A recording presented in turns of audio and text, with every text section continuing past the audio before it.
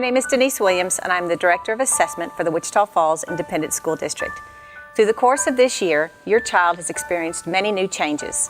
They've made new friends, they've met new teachers, and they are learning new things, as well as going to experience a new test this spring. This informational video will provide an overview of the new State of Texas Assessments of Academic Readiness, also referred to as STAR.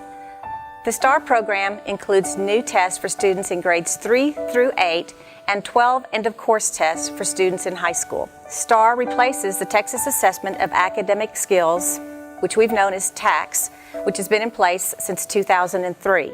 Students enrolled for the first time in 9th grade during the 2011-2012 school year must perform successfully on the end-of-course test in order to graduate. As you can see on the table, students who are 9th graders in years prior to 2011-2012 will continue to fall under the TAKS graduation requirements until it is phased out in the 2014-2015 school year.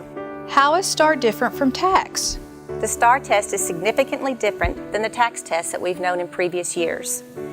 STAR will contain more test questions at most grade levels and will be more rigorous than state tests.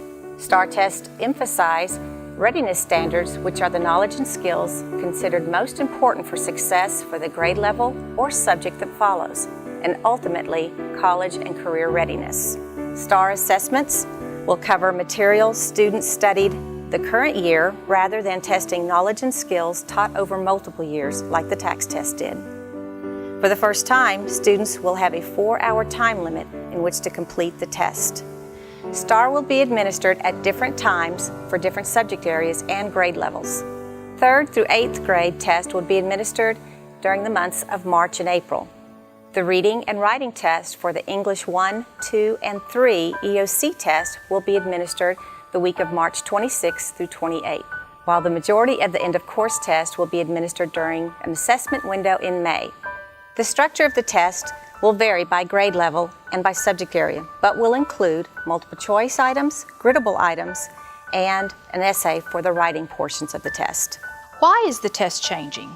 Our students have to have the academic knowledge and skills they need to meet the challenges of the 21st century. In order for Texas students to compete in the global market, it is critical that they graduate college and career ready. STAR is one of the tools that will be utilized to measure this readiness. How will I know how my child did on the STAR test? Students will receive a score on the STAR test that will place them in one of 3 performance categories. Level 1, unsatisfactory academic performance, Level 2, satisfactory academic performance, and Level 3, advanced academic performance. More information about student performance and scoring will be available as we receive it from the Texas Education Agency towards the end of this school year.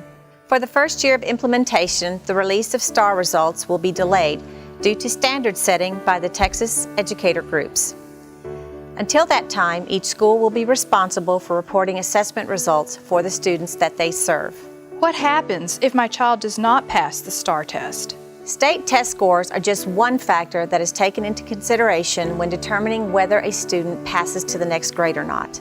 Other factors include teacher recommendation, student grades, and other criteria determined locally by the school district. This year's 9th graders will take up to 12 end-of-course tests prior to graduating their senior year. They will also be required to meet a cumulative score on those assessments in order to meet their graduation requirements. The cumulative score requirements are being set by the Texas Education Agency and should be available toward the latter part of April. Additionally, starting the 2012-2013 school year, the end-of-course test will also count 15% of the student's final course grade. Students have 3 opportunities to take and pass the STAR test for end of course. The state requires that districts provide additional support to students who do not meet the passing standard. How is the district preparing for STAR? State law requires that a student receive accelerated instruction if the student does not meet the minimum requirement to pass the EOC. The demand of accelerated instruction requires the district to schedule an 8-period day to accommodate our students who will need the additional help. Starting in the fall of 2012, an 8-period day will be the master schedule for all of our secondary schools and our secondary students. What if my child does really well on the test? Students who meet Level 3 Advanced Academic Performance in Algebra 2 and English 3 will be considered college and career ready.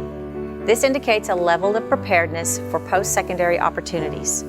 For students who meet the higher standard, colleges and universities will consider these students to be prepared for freshman-level coursework. Where can I find more information on STAR?